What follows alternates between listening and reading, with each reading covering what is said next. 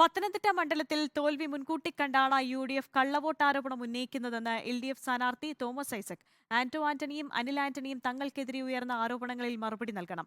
50,000 വോട്ടിന്റെ ഭൂരിപക്ഷത്തിൽ ഇക്കുറി താൻ ജയിക്കുമെന്നും തോമസ് ഐസക് റിപ്പോർട്ടറിനോട് പറഞ്ഞു. പത്തനംതിട്ടയിൽ 1 ലക്ഷം കള്ളവോട്ട് ചെയ്യാൻ CPIM ഗൂഢാലോചന നടത്തുന്നതായി UDF ആരോപിക്കുന്നു. DCC പ്രസിഡന്റ് സതീഷ് കൊച്ചുപറമ്പിൽ വരണാധികാരിക്ക് പരാതി നൽകുകയും ചെയ്തിരുന്നു.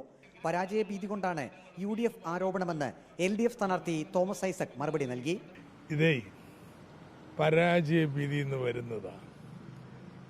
തോൽവി അനിവാര്യമാണെന്ന് കണ്ടിട്ട് മുൻകൂട്ടി ഒരു കാരണം കണ്ടെത്തുകയാണ്.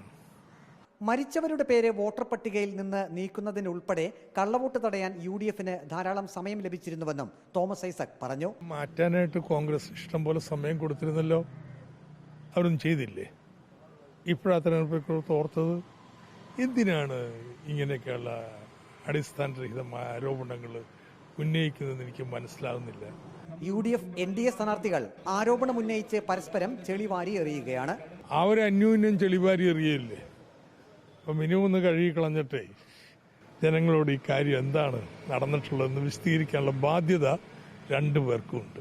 50,000 വോട്ടിന്റെ ഭൂരിപക്ഷത്തിൽ ഇക്കുറി താൻ വിജയിക്കുമെന്നാണ് തോമസ് ഐസക്കിന്റെ ആത്മവിശ്വാസം. റിപ്പോർട്ടർ, പത്തനംതിട്ട.